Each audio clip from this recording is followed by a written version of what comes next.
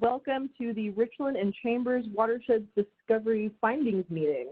My name is Mia Brown, and I am a Senior Planner with the North Central Texas Council of Governments Environment and Development Department. These are the contacts for our FEMA Cooperating Technical Partners Program at MCCCOG. Again, my name is Mia Brown.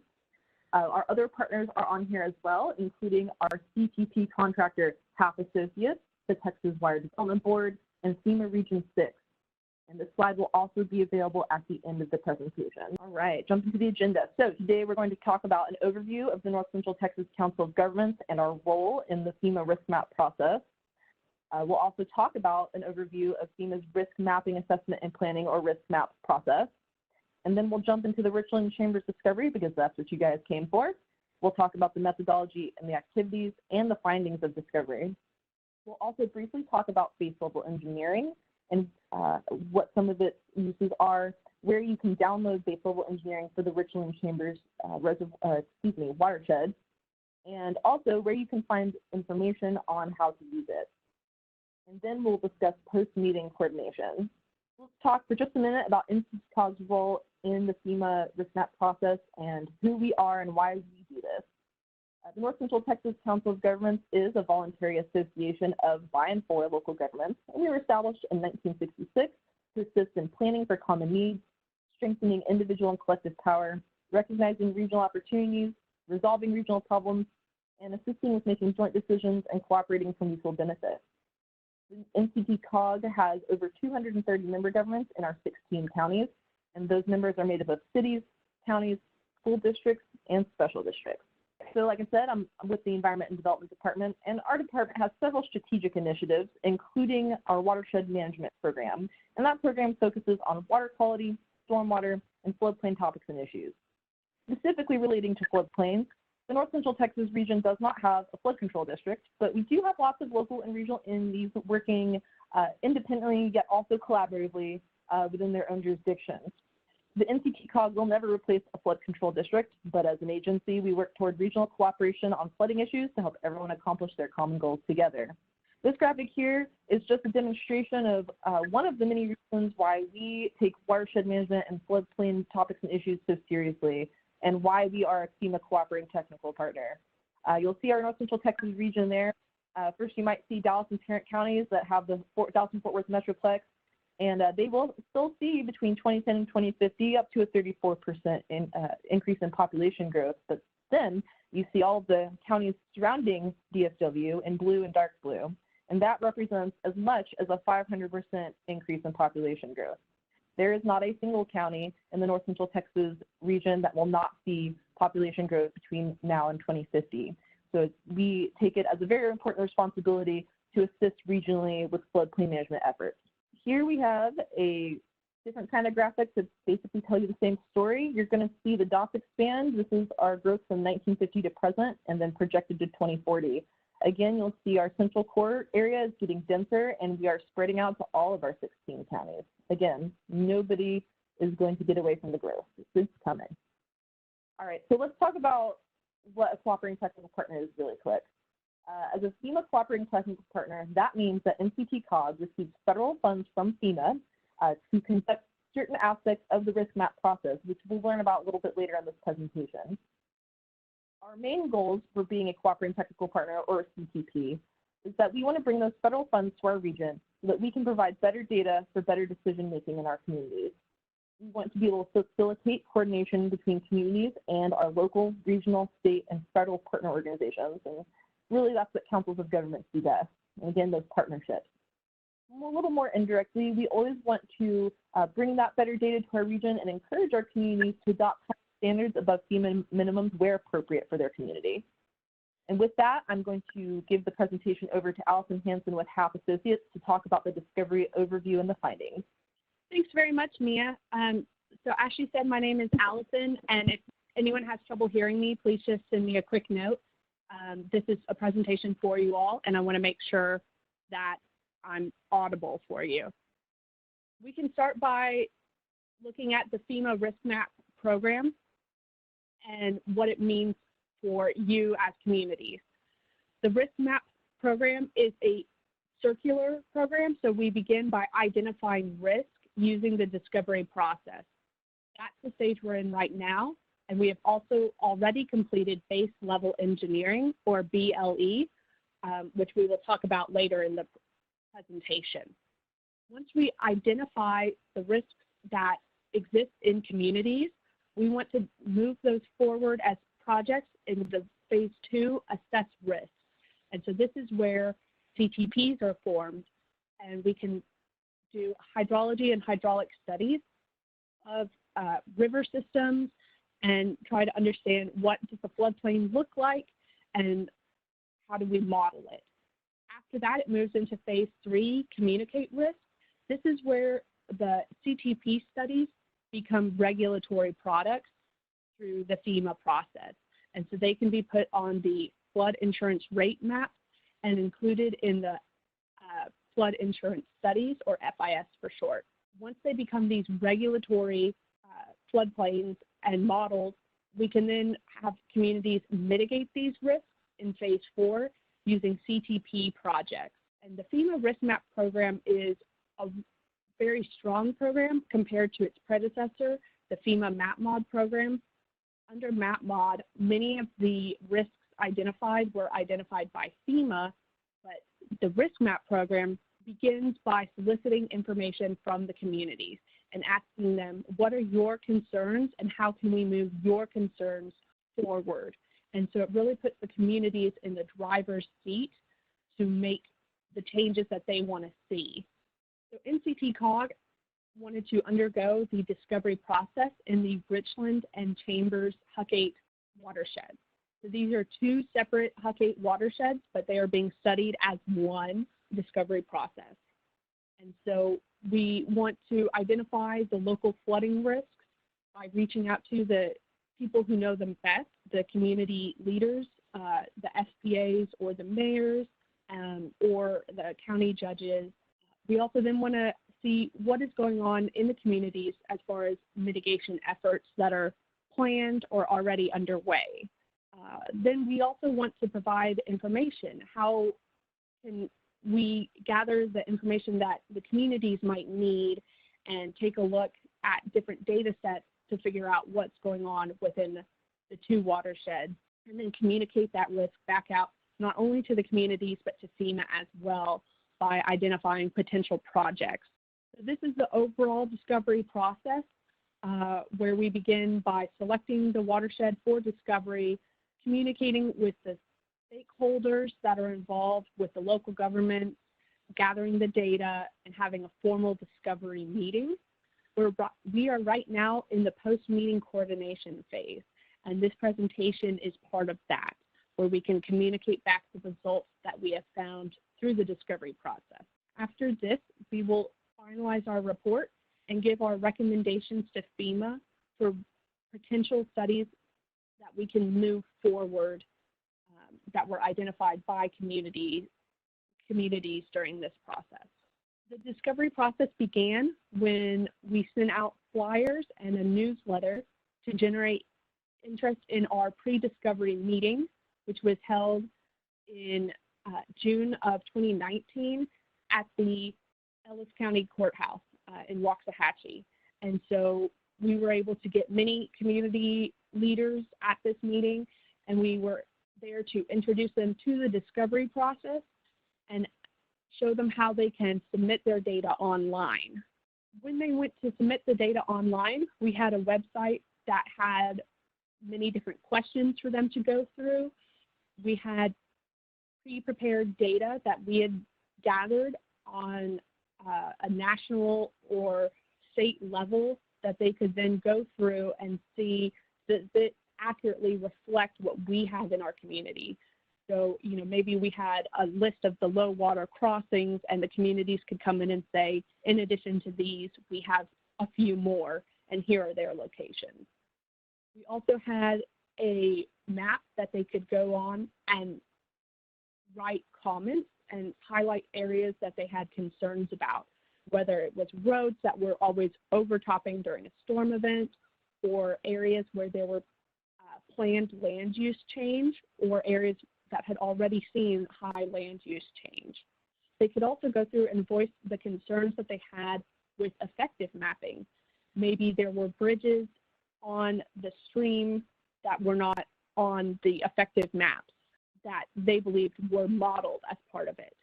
Maybe they thought that the floodplain was wider than it should be. So they can go through and comment all of these kinds of concerns that they had, and then we take all of their concerns and analyze them.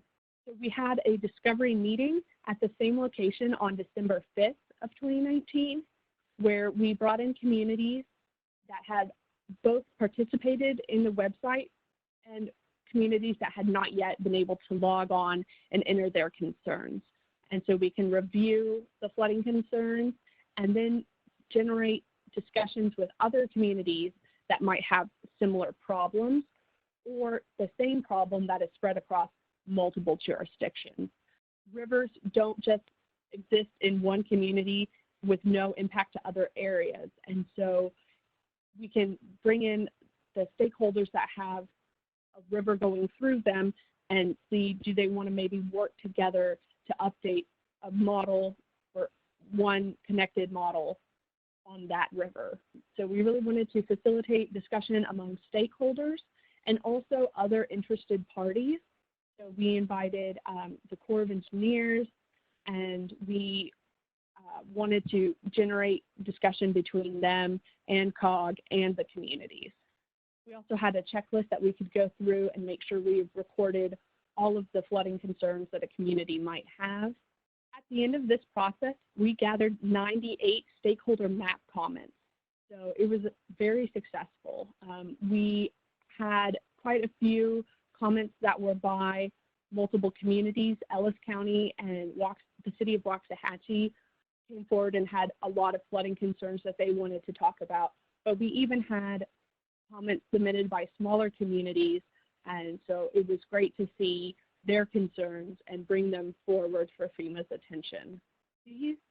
This graphic just shows the types of flooding concerns that were submitted.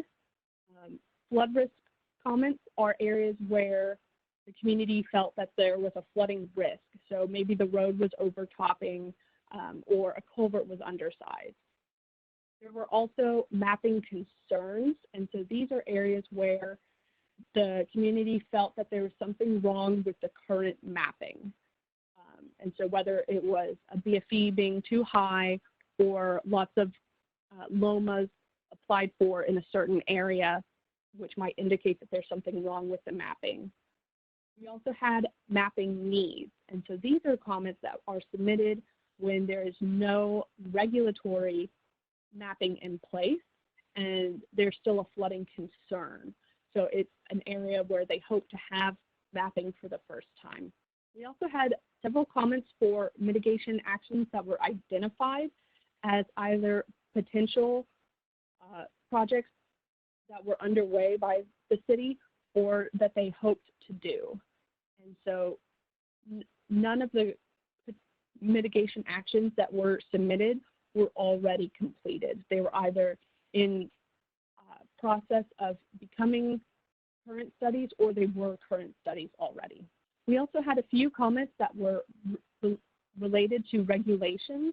And so these are the concerns where there's a discrepancy between the flood insurance study, FIS, and the flood insurance rate map.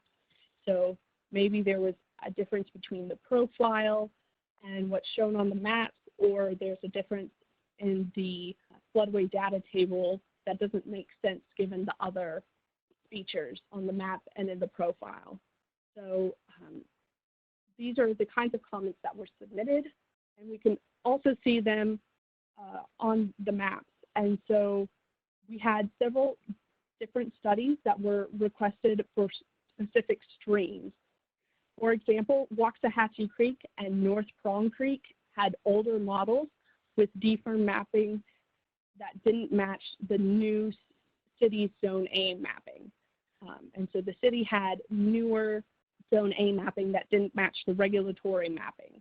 So how can we move that forward and deal with the discrepancies between them? And so we also had a request along Mustang Creek and an unnamed tributary that is locally referred to as Coal Creek. And so there's a new sewer line that went in through these two streams. And it was thought that after the sewer line was completed, there would be development along it that would very much change the hydrology of the area. And so we wanted to maybe get a study moving forward to update Mustang Creek and the Coal Creek. Also on South Fork Chambers Creek, we had several different studies that all had different base flood elevations. And so a new study that could come in could reconcile the differences between the already reported BFEs and create one final model that had a uniform set of BFEs that would facilitate development, and so developers could come in and know how they need to build the buildings in order to meet regulation standards. Over here on the right, I have a couple samples of the comments that were submitted. So we can see that a mapping concern was that the flooding was usually wider than the D-firm floodplain. And so that indicates that the D-firm floodplain was modeled incorrectly. If it's usually flooding wider than that, it shouldn't, because the D-firm will map with a 100-year floodplain, and the normal storm events are not going to be a 100-year flood event. So it would be good to study that model again, or study the stream again, and get new topo and see what's going on there. You can also look at where they have mitigation actions identified. There's one community that had a frequent flooding along a ditch, which a culvert, and so it used to be a bridge, and once they changed it to a culvert, they have many flood events along it. And so it's a mitigation action that they can come in and put in a new culvert that would be able to discharge the water. Once we took in all of the comments, we wanted to think about how to prioritize the areas within the watershed. And so we have from a mapping needs assessment that was from 2009, how can we evaluate the different areas in the watershed and figure out which ones we should prioritize. And so we have these 14 different criteria with things ranging from how dense the population is and how it has changed over time, to previous flood events, how many LOMICs, so letters of map change, or LOMERs, have been submitted in that sub-watershed. Do we have updated topo for it? Do we have the LIDAR, which can really show the topography at a good scale? How old is the effective data already? Do we think that the communities can have some financial input into any studies that move forward? Have they previously done a study with FEMA? And then, of course, the stakeholder mapping requests. And so these are our 98 comments. How many of the comments submitted are within each of these HUC 12 sub-watersheds? And as you can see, we did have risks across the entire set of the two watersheds.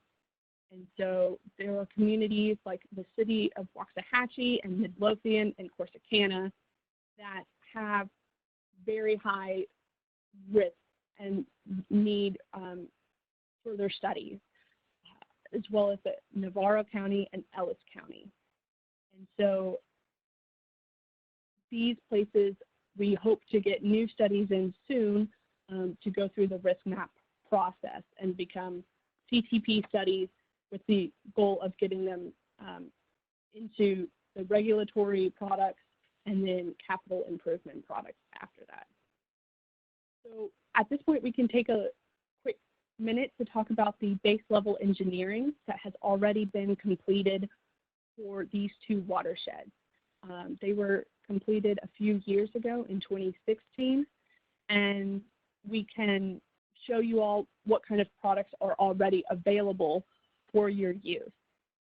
So base level engineering is a large-scale automated hydraulic modeling process. And so it's a very good way to get detailed approximate studies for a lower cost. And so these Zone A areas can really have a nice bang for your buck. And so modelers can come in and make adjustments and review the models, and then also use the gauge data to make sure it's properly calibrated. The products that come out of a BLE study include hydraulic modeling for several different storm events, including a 10-year storm event, a 25-year storm event, a 50, a 100, and a 500-year storm event. And so if you, as a community, want to take a look at the 25-year storm event, you can take the model and then map it very quickly.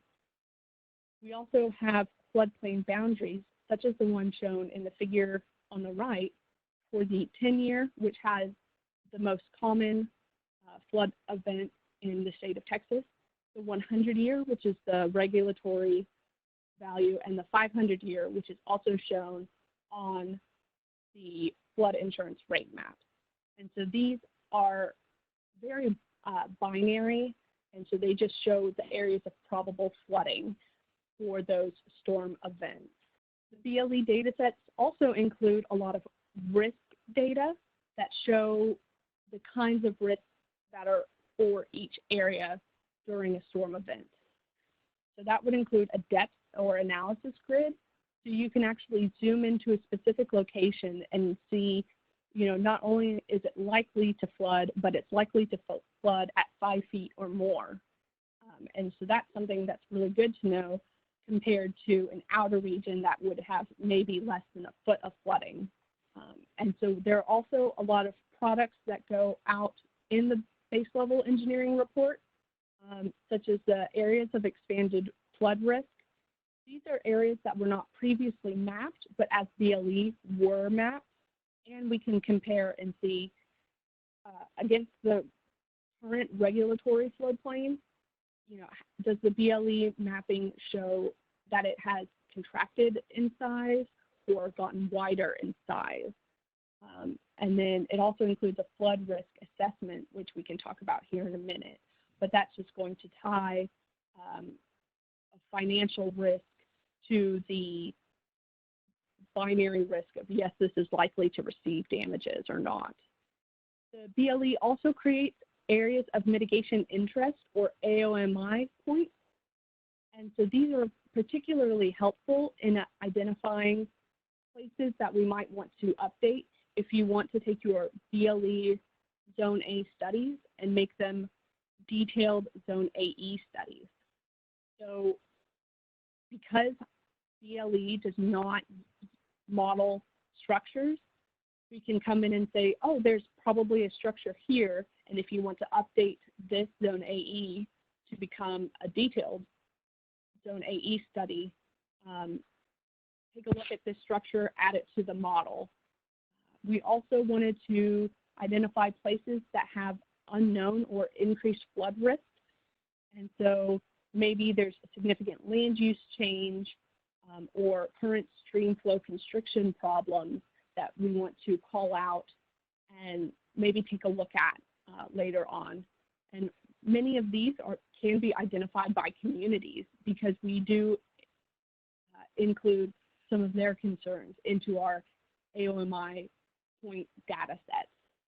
HAZIS is a FEMA software that uses 100-year depth grids that can show potential loss and damages to buildings and infrastructures or lost wages and social costs. So BLE can identify the areas of probable flooding, but HAZIS will take this one step further to identify the consequences of the flooding on a census block level. And so this is a really great way to tie your monetary potential losses to the binary floodplain system. And so you can see, based on a census block level, what are the areas that are most at risk. And so you can also further refine the data. If you wanted to look at just agricultural losses, you can. There are so many different applications of the HAZA software. And so you can look at just social losses or losses to industry. And so if you wanted to, you could take the files that are produced through the BLE process and take a look at the things that concern your community the most. Sorry, one too far. So looking at the 100-year potential loss estimates, these are estimates that would be damages if the entire 2 watersheds were flooded with a 100-year flood event. So there are a lot of assets in the watershed with over $3.6 billion of residential, including the buildings and their contents, that could be damaged during a storm event that just exists in the watershed, excuse me. But during a 100-year flood event, over $231 million could be lost due to the flooding. And so that's between the 2 watersheds combined. And that's only for residential areas. We can also look at the commercial losses and other losses, which would be losses to government buildings or education, places of worship, or industrial facilities. There are also business losses. What would happen when they lose some of their inventory or have to change locations, if they cannot pay their employees, what are the direct costs that would be lost during a 100-year storm event throughout the entire 2 watersheds. We can also take the census block levels and aggregate them to look at the loss faced by each community.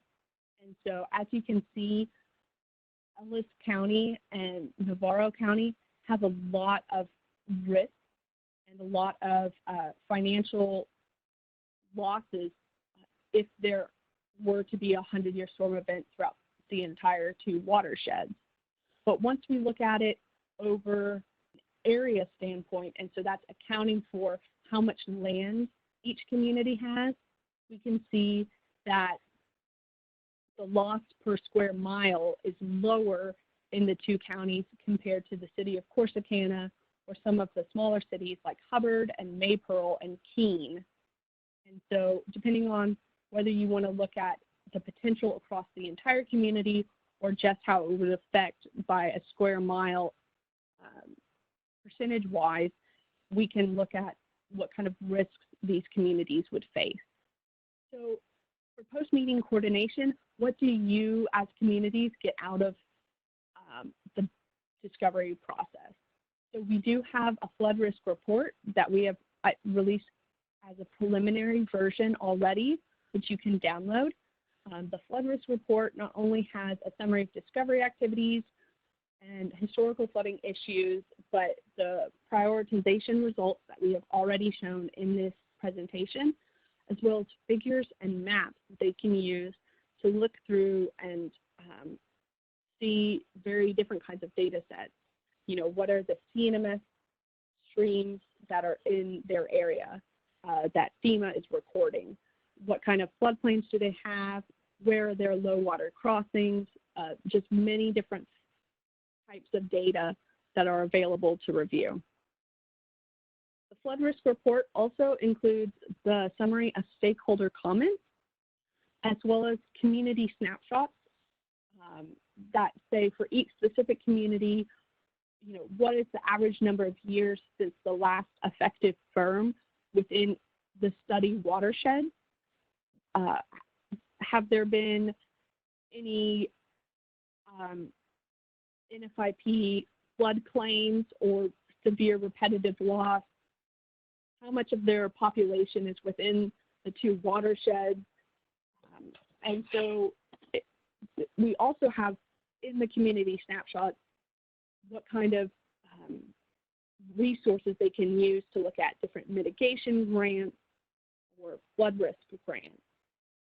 We will also include the 2 previously published BLE reports for the communities to be able to review the BLE report. And also I wanted to add, at this time, because it's a preliminary report, if you do see any discrepancies in the flood risk report, just let us know, and we can quickly fix this discrepancy between what is actually going on in your community and what we have published so far in the report. Many of our data sets are on the state level, and so you're the experts in your area, and we want to include your input in the report. So if you have any questions or comments that you've seen in the report so far, please reach out and we'll get it updated for you before the final report. So these are the data sets that you can walk away with. We'll have that BLE data set and review. The BLE data set is already available online, and we'll talk about that further on in the presentation. We also have the flood risk report, which is currently preliminary, but will be finalized this year. And we have a flood risk map for each watershed. And so the flood risk map wants to look at the risks for each community in a more detailed way. And so it includes several different data sets, such as the 100-year BLE mapping, the different hazardous flood risk categories, that's that financial potential losses, community boundaries, flood structures like dams or stream flow constrictions, areas of mitigation interest.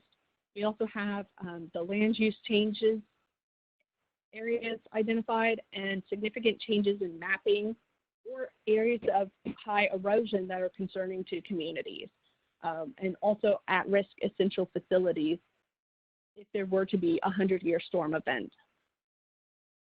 So this map is really great for looking at the risk in terms of what the community has that's valuable that could be lost.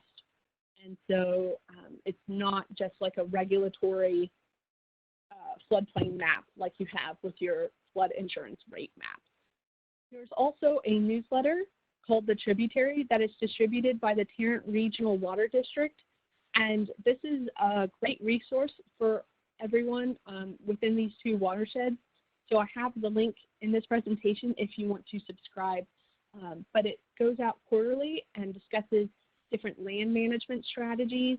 So looking at how you can have sustainable land use that's also feasible economically. And we can also look at different educational incentives and how to get community interest for your rivers and flooding risks.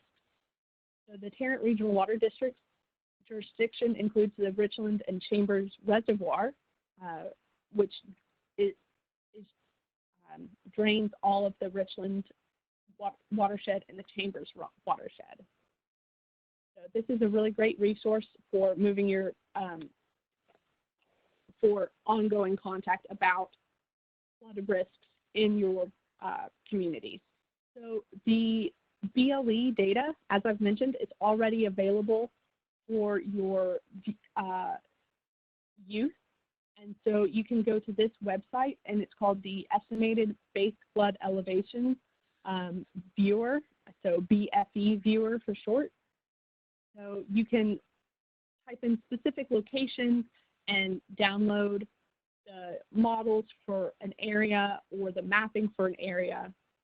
We did demonstrate it during the pre-discovery meeting, and so that recording is available on YouTube. And the BFE Viewer tutorial starts at minute 52 and 50 seconds.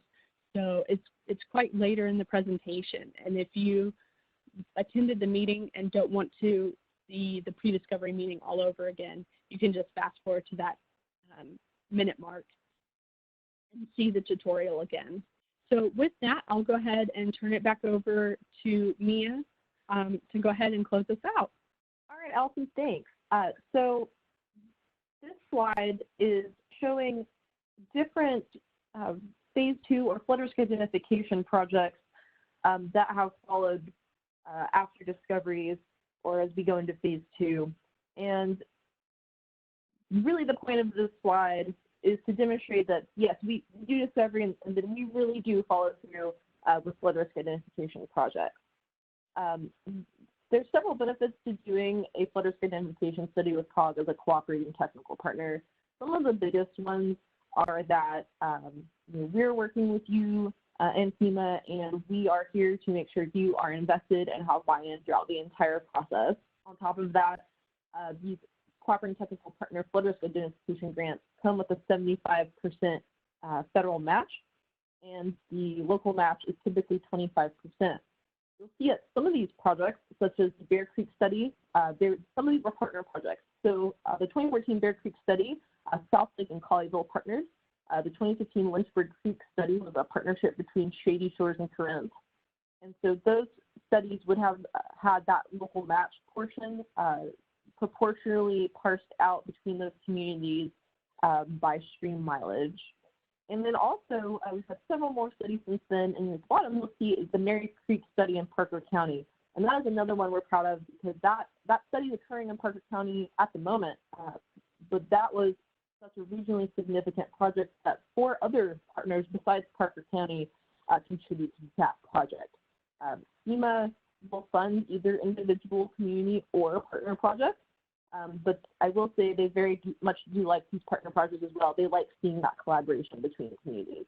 And so whether you have a stream that was prioritized in the current draft discovery report, or you're in this watershed or both watersheds, either one, and you still would like to talk to me about a potential flood risk identification study, please contact me. I'm happy to discuss our CTP program with you. And with that, that brings us full circle, bad pun intended, back to our risk map graphic. And so we are wrapping up phase 1 discovery process. And again, this feeds into phase 2 flood risk identification. So we're here as a cooperating technical partner to assist you with your needs, and please feel free to reach out to me. And with that, we're going to do questions now. It looks like during the presentation, we only received 1 question. However, feel free while we're addressing this one to type any others you have in that Q&A box. The question we received was, were NRCS and the local Soil and Water Conservation District representatives contacted for comment? This is a mostly rural watershed, and these agencies play an important part in the selection of land management practices used by landowners, which can affect flood risk. I'm going to open that up for a response. So we did not reach out to the NRCS, but we did reach out to one of the, I believe it was Navarro County manager of stormwater conservation.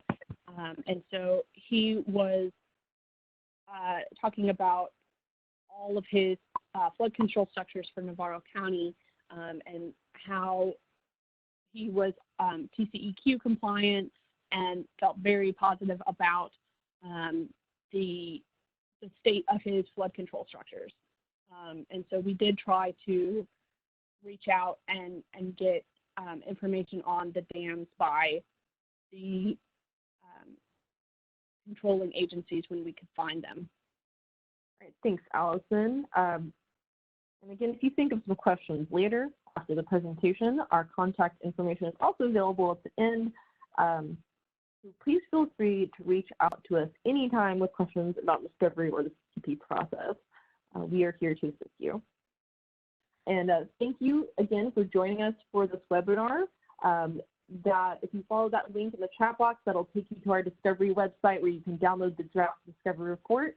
Feel free to reach out to me again with any questions. Again, my name is Mia Brown with the North Central Texas Council of Governments.